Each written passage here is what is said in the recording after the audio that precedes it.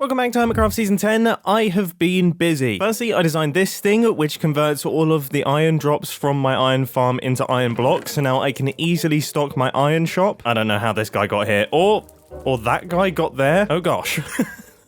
Oh gosh, they seem to be everywhere. I managed to just about sneak in and stock my little iron shop at about 11 PM on August the 1st, which means hopefully I should be safe. Unless somebody bought all of the iron.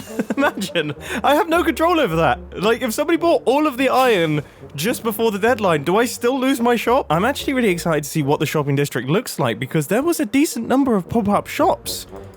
Like, all of the mud ones are gone. This area looks a lot more empty. I mean, not much has massively... Excuse me? Excuse me? Excuse me? The permanent iron pile is gone? What? Nah, come off it. Come off it. But they're combined. Even... It technically is part of the gold shop. Has it been... Have they moved the iron? Where are all... I had a full chest of iron as well. Iron blocks. I had a full chest of them. Where have they gone? They best be in here. If they're not in here, I am going to actually riot. They got to be joking. You got to be joking me. What's happened? This is not a pop-up shop. Why do I have a map? Oh, I thought that maybe they'd put a map to where they... No, they've removed my shop. This is unjust. This is actually unjust. Mate, I'm fuming. I'm actually fuming.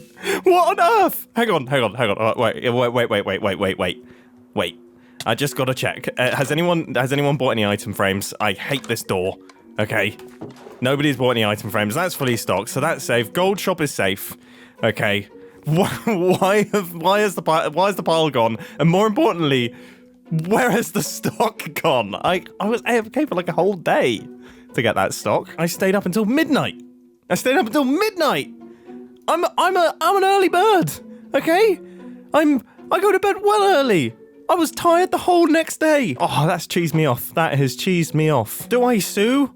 I mean, can I even sue the Poe-Poe? Can I sue? This is... Oh, the state's against me. How do you like that, Skiz?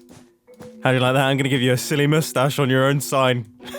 yeah, you're going to end up with a stupid mustache. Everyone will be laughing at you. Look at that. Look how stupid he looks. I really got him. Who would do such a thing? Oh, who would make Skiz look that silly? Who would put a little pair of buttocks on the back of Skiz there? Oh, they should be stopped.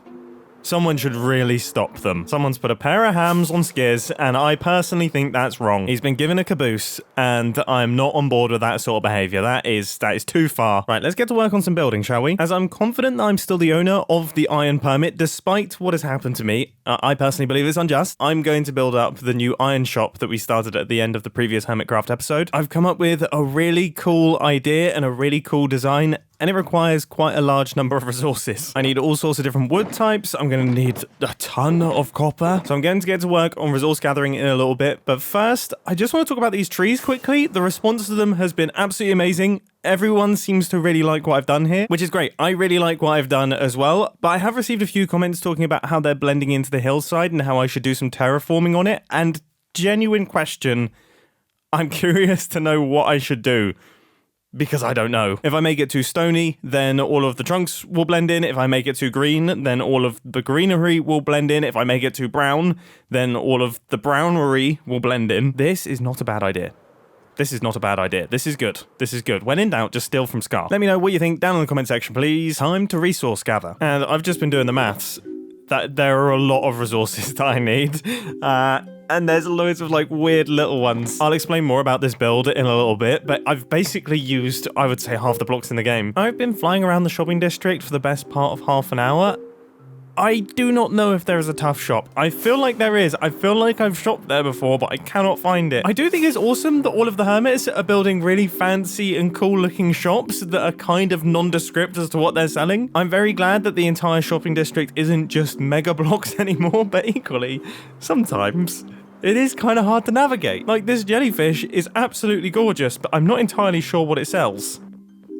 It sells concrete? That actually makes sense. This is honestly one of the coolest builds ever. I love this so much. It feels like something from June, but alas, it does not sell tough. So I guess I'm just gonna have to head to the mines. Progress is slow. I have to be doing something wrong here. There has to be some better way to get tough, because going in search of tough veins is just not working for me. Okay, it turns out this tough vein is actually pretty big. This is working for me. Oh, that's exciting. And I've also remembered the tough strategy. Caves. Caves. Tough is in caves. All is going well. This should hopefully do me for the foreseeable future. Now I need a whole heap of jungle wood, and I think I speak for everyone when I say they are the most satisfying trees to take down when they're fully covered in vines. Just that sound. I would say we're about halfway done on the resource gathering. Final stages now. There's no official prismarine shop, so I put 4 diamonds in this shulker box. I hope that's okay. What on earth is happening here? What on earth is happening here? And with that, I think our resource gathering is completed. Oh, just quickly before I start building and the time lapse shows me eating into this area, I have spoken to Joe Hills. He has given me permission to eat into his zone. He is going to move his future shop over by a couple of blocks. We've chatted it through. It's all good. Please, nobody stress down in the comment section. Okay, let's get to work on constructing. So first, I thought I'd show you what my inspiration is for this build. This is a picture of an old iron mine, and as you can see, there's lots of really nice tones going on here, lots of stainage going on the walls, and then there's massive machinery sticking out the side of the build. I love this. I'm going to be working from this. And I actually spent a couple of days earlier in the week in a creative mode testing world, just playing around with various different ideas, trying my best to recreate this vibe. And I ended up having tons of fun. Like, I was having an absolute blast. I sat down for what I thought was going to be like 10 minutes just to work out a block palette. And then it ended up being an entire day. And then the next day I woke up and wanted to do the same thing. And then I had my builds all worked out. And again, I'm working with the idea that we have got a lot of mechanical things going on. So if you remember from the previous Hermitcraft episode, our iron shop is actually underneath the ground, and the idea is you get into the little elevator type thing and that takes you down into the shop itself.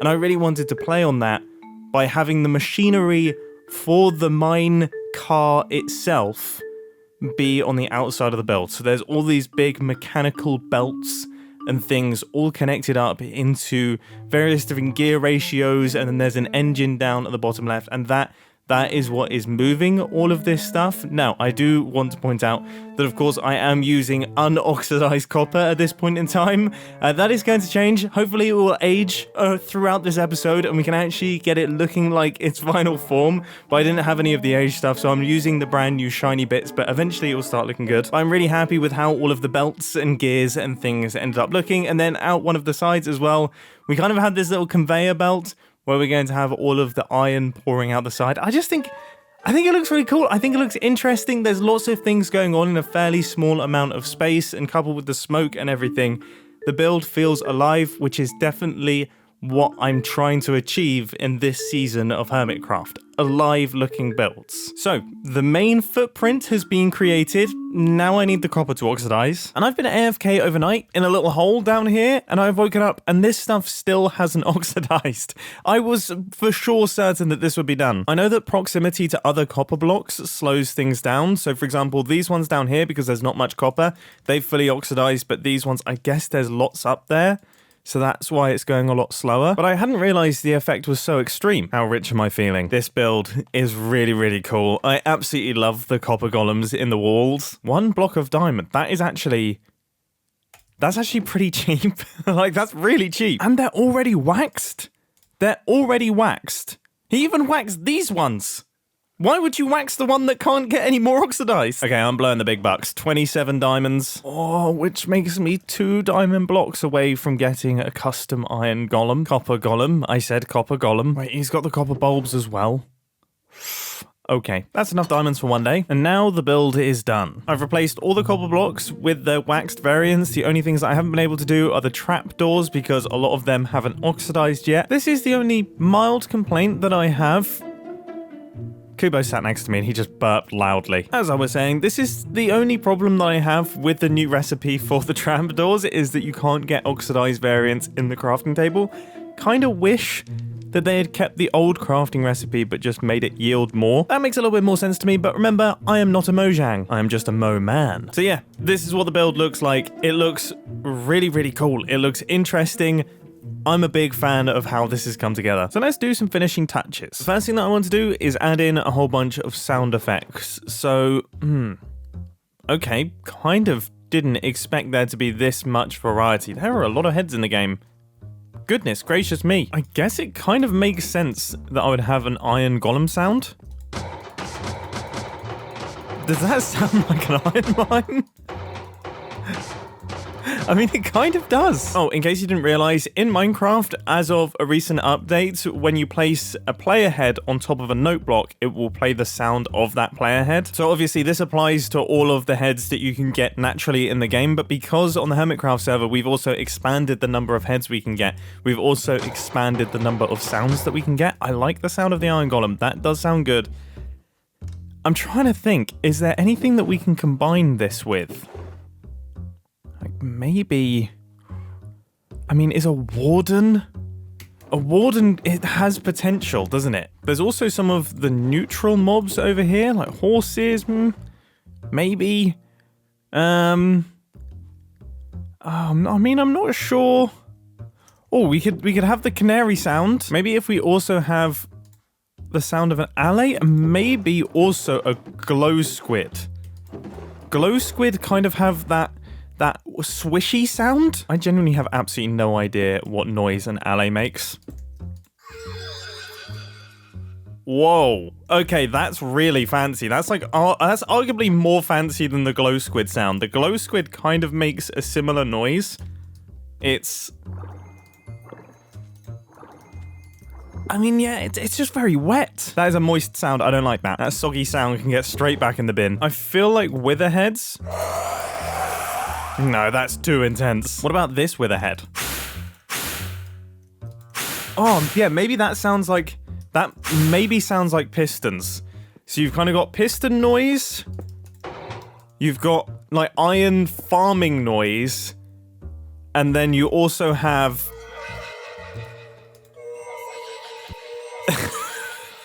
I'm not sure that fits. I mean, what time period am I basing this build on? Because the sound of children screaming might be accurate. Okay, this one's pretty good as well. This sounds like the movement of stone and ore and things. We got there in the end. Oh, this is a bit painful. I know I put my redstone resources somewhere.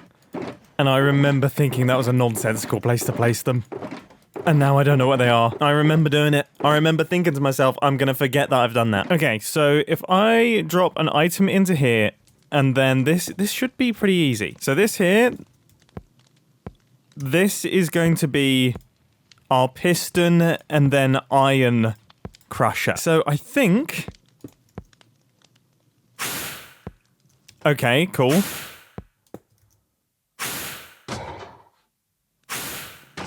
Oh, that's pretty good. Oh, that's really good. Okay, I like this. I like this a lot. I like this a lot. Okay, we now need to add another little clock. And this is going to be the one for the stone moving and things. And if you're wondering why I've got the chunk borders up, it's just so that my redstone clocks don't go between chunk boundaries. So let's see. If we put the wither skeleton skull on this, and then place an item inside here. Okay, that's cool. It's subtle. It's kind of subtle, it's underneath everything, but I still think it sounds really good. I think I'm going to increase the frequency a little bit. I'm going to put an observer off of the comparator so we get 2 pulses for every time the clock changes. Would you say that's a bit aggressively loud? Like, I kind of feel bad that this distance away, you can still hear it. Yeah, that seems like it would be quite annoying. Okay, I feel like we should probably put this further down into the ground. The range of note blocks is, I think, 40 blocks, so we're going to have to go a decent ways here. Okay, I have a slight problem, and that is the fact that because this is dropped down, no matter what I do, it is audible from a certain distance away. I'm going to drop it down even further. I would say this is about the right level. I want to be able to hear it as you're approaching, but I didn't want it to be egregious, and I would say we have just about walked the line. I just threw my pickaxe. How am I still so fumbly? So now let's get to work on doing the area around the build, and this should be a fairly simple one. I think I'm just going to surround it in a bunch of different types of packed mud. Again, packed mud, just the best block. What on earth have I just uncovered? Goodness gracious me. Mate, there's a whole ton of stone in here. I feel like a really boring pirate.